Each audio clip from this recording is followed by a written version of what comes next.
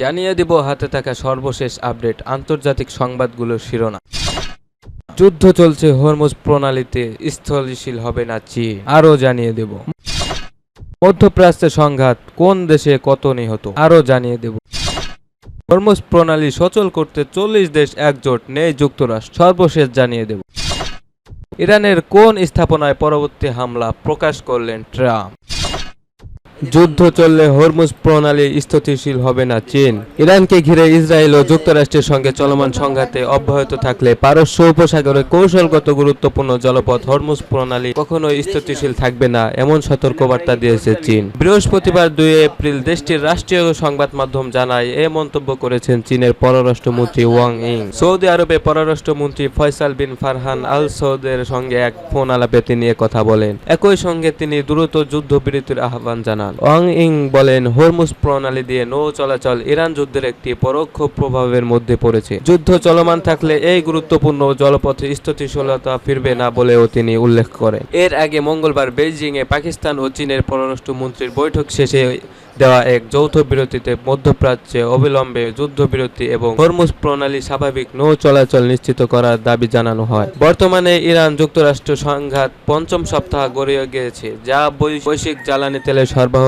এবং সামুদ্রিক বাণিজ্যে বড় ধরনের অস্থিরতা সৃষ্টি করেছে। শুরু থেকে চীন এ যুদ্ধের বিরোধিতা করে আসছে এবং আলোচনার মাধ্যমে সংকট সমাধানের উপর গুরুত্ব করে আসছে।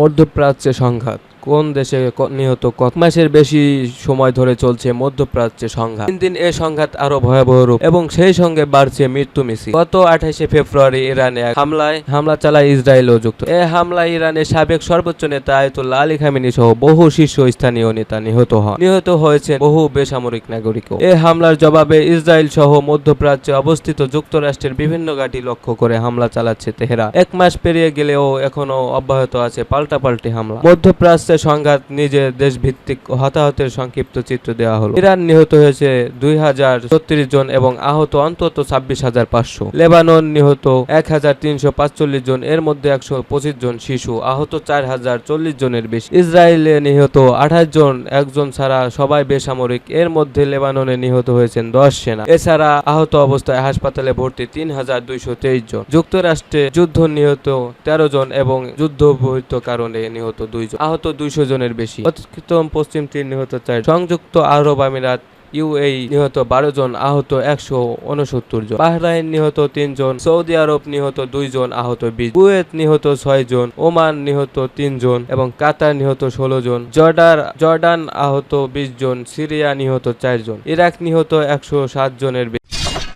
হরমুজ প্রণালী সচল করতে 40 দেশ একজোট, নেই যুক্তরাষ্ট্র। যুক্তরাষ্ট্র ও ইসরায়েলের সাথে ইরানের চলমান যুদ্ধের কারণে হরমুজ প্রণালীতে জাহাজ চলাচল বিঘ্ন হয়ে এমন পরিস্থিতিতে যুক্তরাজ্য সক্রিয় ভূমিকা নিয়েছে। প্রণালীতে জাহাজ চলাচল সচল করতে বিশেষ উদ্যোগ নিয়েছে। এই উদ্যোগের অংশ হিসেবে 2 এপ্রিল ব্রিটিশ পররাষ্ট্রমন্ত্রী ইভেন্ট কুপারের নেতৃত্বে 40টি দেশের একটি ভার্চুয়াল বৈঠক অনুষ্ঠিত হয়, যদিও এতে যুক্তরাষ্ট্র অনুপস্থিত ছিল। ব্রিটিশ প্রধানমন্ত্রী কিয়ার স্টারমার এই জলপথে বাণিজ্যিক জাহাজ চলাচল নিরাপদ করতে কূটনৈতিক সমাধান খোঁজায় সম্মেলনের মূল উদ্দেশ্য। ইরানে আক্রমণাত্মক অবস্থানের কারণে প্রণালীটি কার্যত অচল হয়ে পড়ায় বিশ্ববাজারে জ্বালানি তেলের মূল্য তীব্রভাবে বেড়েছে। ফ্রান্স, জার্মানি, জাপান, কানাডা সহ বেশ কয়েকটি দেশ এই জোটে যোগ দিয়েছে এবং যৌথভাবে ইরানকে অবরোধ তুলে নেওয়ার আহ্বান জানিয়ে। জোটে যুক্তরাষ্ট্রের না থাকাটা আন্তর্জাতিক রাজনৈতিক ব্যাপক আলোচনা সৃষ্টি করেছে। প্রেসিডেন্ট ট্রাম্প বলেছেন, এই সামুদ্রিক পথের নিরাপত্তা নিশ্চিত করা তার দেশের দায়িত্ব নয়। পাশাপাশি তিনি ইউরোপীয় মিত্রদের সমালোচনা করে ন্যাটো থেকে সরে যাওয়ার ইঙ্গিত দিয়েছেন। জোটভুক্ত দেশগুলো সামরিক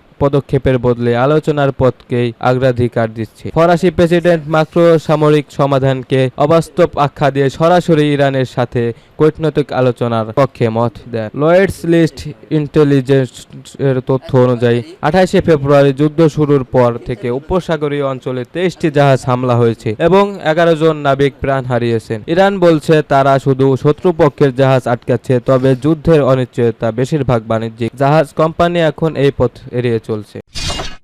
ইরানের কোন স্থাপনায় পরবর্তী হামলা প্রকাশ করলেন ট্রাম্প। মার্কিন প্রেসিডেন্ট ডোনাল্ড ট্রাম্প ইরানের অবকাঠামো লক্ষ্য করে নতুন করে হামলার হুমকি দিয়েছেন। সম্প্রতি ইরানের একটি গুরুত্বপূর্ণ সেতুতে মার্কিন হামলার পর তিনি ইঙ্গিত দেন পরবর্তী লক্ষ্য হতে পারে দেশটির বিদ্যুৎ কেন্দ্র। বৃহস্পতিবার 2 এপ্রিল রাতে সামাজিক মাধ্যমে দেওয়া এক পোস্টে ট্রাম্প লেখেন, ইরানের যা কিছু অবশিষ্ট আছে তা ধ্বংস করা এখনই শুরু করুন, পরের লক্ষ্যে সেতু, এরপর বিদ্যুৎ কেন্দ্র। তিনি আরো বলেন, ইরানের নেতৃত্ব জানে কি করতে হবে এবং দ্রুত করতে হবে। এর আগে বুধবার টেলিভিশনে দেওয়া ভাষণে ট্রাম্প সতর্ক করে বলে, ওয়াশিংটনের শর্ত মেনে না নিলে যুদ্ধ আরো তীব্র হতে পারে এবং ইরানের জ্বালানি ও তেল অবকাঠামো হামলার লক্ষ্য হতে পারে। তবে এই হুমকির প্রেক্ষিতে যুক্তরাষ্ট্র কয়েক ডজন আন্তর্জাতিক আইন বিশ্লেষণ উদ্বেগ প্রকাশ করেছেন। তারা এক খোলা চিঠিতে বলেন, ইরানে মার্কিন হামলা যুদ্ধাপরাধের শামিল হতে পারে। বিশ্লেষকদের মতে জেনেভা কনভেনশন অনুযায়ী যুদ্ধে বেসামরিক জনগণের জন্য গুরুত্বপূর্ণ স্থাপন হামলা নিষিদ্ধ। এসব চুক্তিতে স্পষ্ট বলা হয়েছে,